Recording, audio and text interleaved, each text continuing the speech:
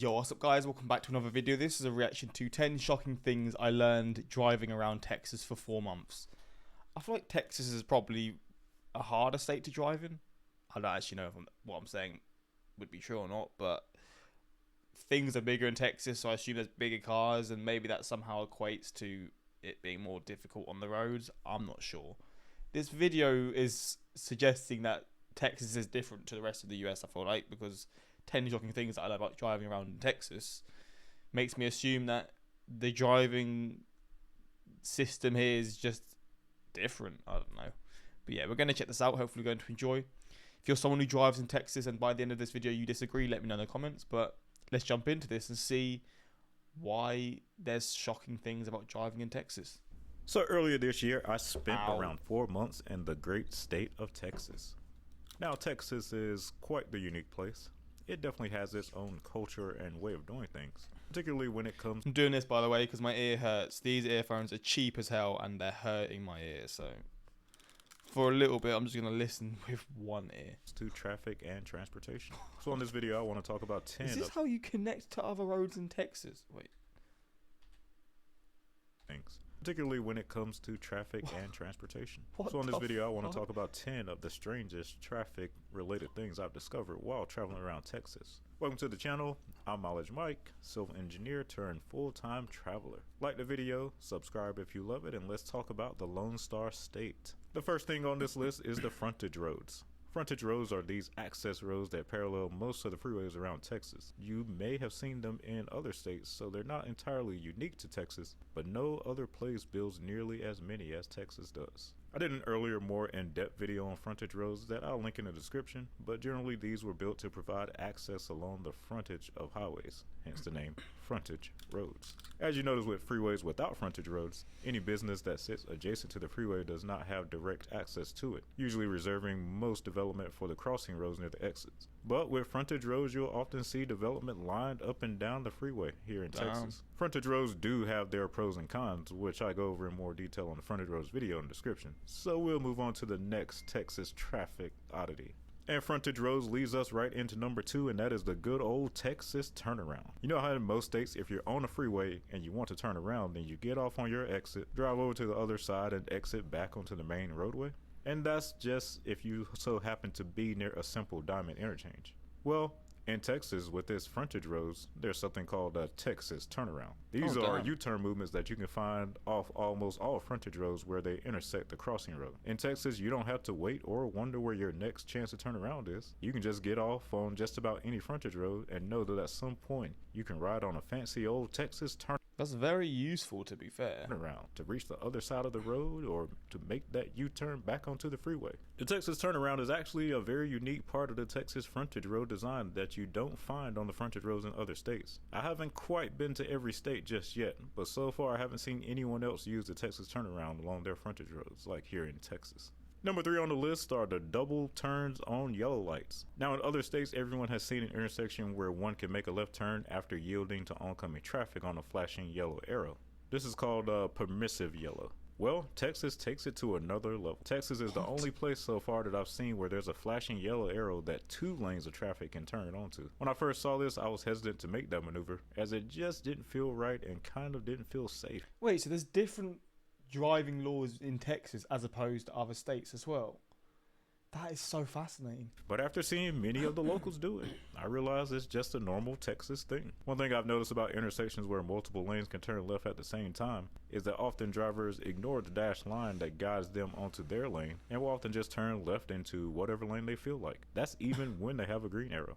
So even after being here for a while, I'd recommend being extra cautious if you choose to turn along with other cars on that double yellow arrow. The other thing I questioned was just how well the car in the outer lane has the visibility to see when the coast is clear to make that turn with how far he is from view of the oncoming traffic. Makes me wonder what the crash statistics have been on this feature. So far, I've only seen this around the Dallas area, so I'm not sure if other parts of Texas utilize it. Number 4 is the high speed limits. Out in Texas, you're going to encounter the highest speed limits in America, bar none. In fact, the Texas 130 toll road in the Austin area has the highest posted speed limit in the Americas at a whopping 85 miles per hour. 85. I mean, the UK is 80, I think, in the maximum speed limits.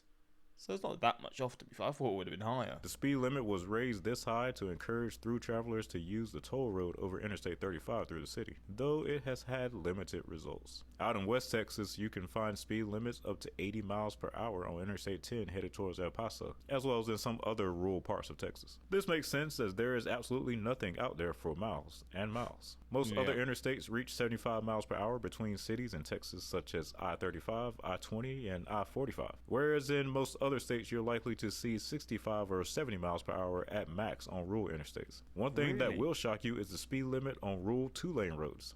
Texas posts them at 70 miles per hour. Now, to be honest, 70 is probably the speed that a lot of drivers move at along these roads, even when it's posted at 55 or 60 miles per hour. But when you're about to pull onto a two-lane road, just that wind that you feel as a car blows past you, probably doing something like 75 or 80 is wild. I probably wouldn't risk driving on one of these roads at night, so I've only done it during the day at this point. Then there's the urban freeway speed limits. Usually the speed limits on interstates or other freeways is lower than in the rural areas due to the higher traffic counts and more frequent entrance and exit points. Well, when I first got to Dallas and hopped on the Central Expressway, I saw the road system whilst driving in as well. It's lower than in the rural areas due to the higher traffic counts. God damn, it is so many different things going on. And more frequent entrance and exit points. Well, when I first got to Dallas and hopped on the this just looks like an airport. It's just how US cities look, but with all this stuff going on, this just looks like an airport to me. Expressway, I saw something that I hadn't seen anywhere else. Mad. A 70 mile per hour posted speed limit on a busy urban freeway. Jesus. Yep, that's right. 70 miles per hour is the speed limit on one of the busiest freeways in Dallas. The locals take that speed limit seriously too, and treat it more like a minimum speed sign rather than a maximum. If you come to Dallas for the first time, I recommend you staying in one of the two right lanes. At number 5, we have I-69. I-69, I-69. Gotta love this highway.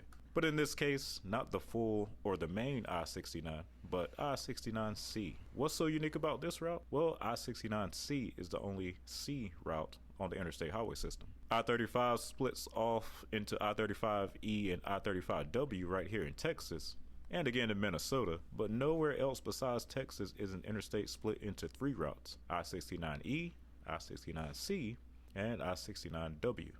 East, Central, and West I-69. These routes are branches of the future NAFTA superhighway I-69 that will theoretically exist one day between Texas and Michigan. Texas is working hard building its part, but don't expect to see movement from nearby states Louisiana nor Mississippi anytime in the next few decades. I-69C heads down to the Rio Grande Valley area around McAllen and crosses over into Mexico via US 281. I had a chance to visit this area earlier this year in June, and Texas has definitely got a lot of construction going on here. In other states, these highways would have probably just been given 3-digit auxiliary numbers, but here in Texas, they march to the beat of their own drum. At number 6 on the list, we have super wide highways. Now, if you haven't heard already, Texas has built the world's widest highway in the Houston area. This is known as the Katy Freeway, which carries Interstate 10 between the suburban city of Katy and downtown Houston. At its widest point, the Katy Freeway reaches a whopping 26 travel lanes. I guess that's either side, right? Bloody hell. That is mad. Which includes frontage road lanes and express lanes down the center of the highway. Mate, driving on this would be like a free-for-all. I don't know how I would, like, say you're from the UK and you just used to driving on UK roads, and then you just happen to be here and you have to drive on this road. That's got to be a big old, like, shock and a half. That is such a big contrast. Now, the Katy Freeway has been much maligned and criticized by some for being extremely overbuilt and inducing additional travel demand in the area, a concept that we'll discuss in a later video. But the wide highways in Texas doesn't end at the Katy. While in most states it's rare to see a freeway with more than 4 general purpose lanes on each side for a long distance, Texas has plenty of freeways that match or exceed this capacity. Again, in Houston, I-69, the Southwest Freeway, and US 280, the Northwest Freeway, both boast a massive amount of travel lanes that make Atlanta's downtown connector look like just another highway. And not to be totally left out, you do encounter some unusually wide highways in the DFW area, such as I-35E in certain sections, and the I-635 loop. But overall, Houston is not only the king of massive highways in Texas, but also the United States as a whole. For number 7, we revisit a feature that's associated with the frontage road. Recall how frontage roads serve as sort of an access road that runs alongside the main highway. Well, in some cases, the good folks of Texas just don't feel like waiting for their exit to get off the highway and onto that frontage road. Like you can see this driver doing here in Austin off I-35. He says, screw waiting in traffic, I'm going to make my own exit.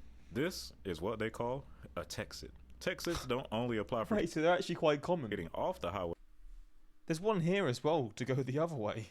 And onto the frontage road, but you may also occasionally find Texans driving off the frontage road and onto the main highway. You can usually tell where a Texit is common by looking for a beaten or worn path alongside the highway. Use the Texit at your own risk. At number 8, that's legal.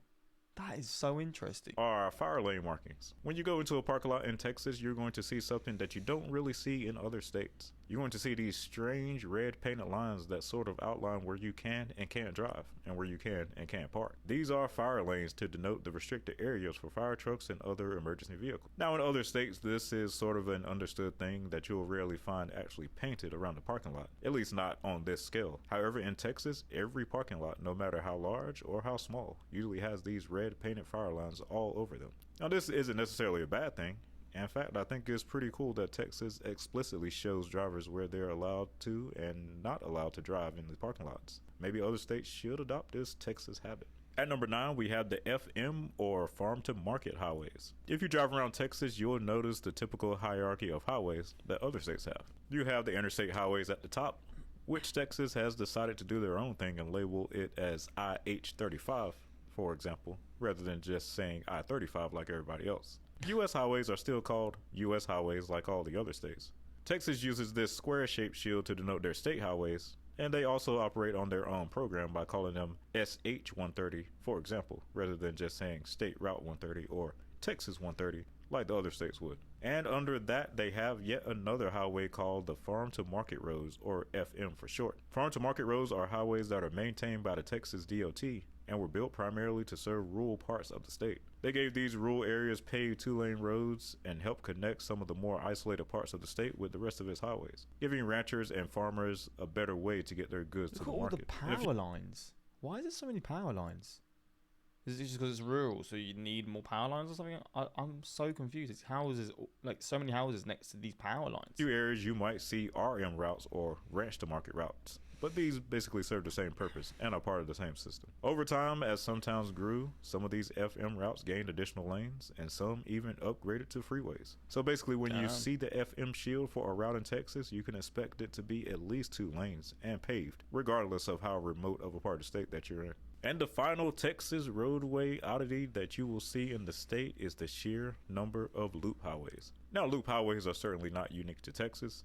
You can find interstate So it just goes round a city. Oh, this is Cincinnati though. beltways, arterial beltways, and various other types of loop highways. That's literally like, I mean, not a perfect circle, but pretty much all over the United States and even the rest of the world. However, Texas probably has more cities with loop roads than any other state. Houston, of course, is king here. Wait, what? It's got 3. With its not 1, not 2, but 3 loops around the city. Dallas has a few looping highways, as does San Antonio, with multiple beltways. San Antonio sort of looks like a baby Houston in its layout. And the state capital of Austin is of course way behind the curve, but does plan to eventually have a full tolled beltway around the city. But where Texas stands out is you can already see from this road here connecting to here, it's going to eventually go around, I feel like. How so many smaller towns have loop roads. In most cases, these aren't interstates. Some aren't even freeways, but they do serve as loops, usually carrying a loop designation on the state route sign. Waco, Laredo, Tyler, Amarillo, Odessa, El Paso, Lubbock, and more. Some of these are simple 2-lane roads, while others are full-blown freeways. No other state has built loops around so many of its towns like Texas, and they are not done yet. There are several more loops, either under construction or being upgraded as we speak. And all right, guys, there you have it. I guess based off that, they seem to be working. 10 Texas traffic oddities that I encountered while traveling around the state. Have you been to Texas and experienced any? Pretty interesting, to be fair. As a former Texan, the speed limit is a suggestion. Go whatever speed traffic around you is going. Do not be the person sticking to the speed limit while everyone else is going 80, 85. Fair enough. A couple of interesting points. The third outermost loop around Houston is about 170 miles in length. What? Fucking hell. Well, there we go. This is driving in Texas. Pretty interesting video. Hopefully you enjoyed this reaction. Like I said, if you're from Texas, let me know if you agree with this or you feel like there's more to it or whatever. It is very interesting how there's different sort of driving rules. I don't know if there's laws, but different driving rules within Texas as opposed to other states in the US. Like, imagine driving through the US, and I assume it's probably not as much of a contrast through a lot of states, but you're doing something that's legal in one state and then you're doing something that's illegal in another state. It's got to be very confusing, but I guess the chances of you driving through Texas all the way to, let's just say, New England, probably quite low, but it probably does happen. I don't know though. But yeah, let me know your thoughts on that. Hopefully you enjoyed this reaction, and until next time, like, subscribe. Peace.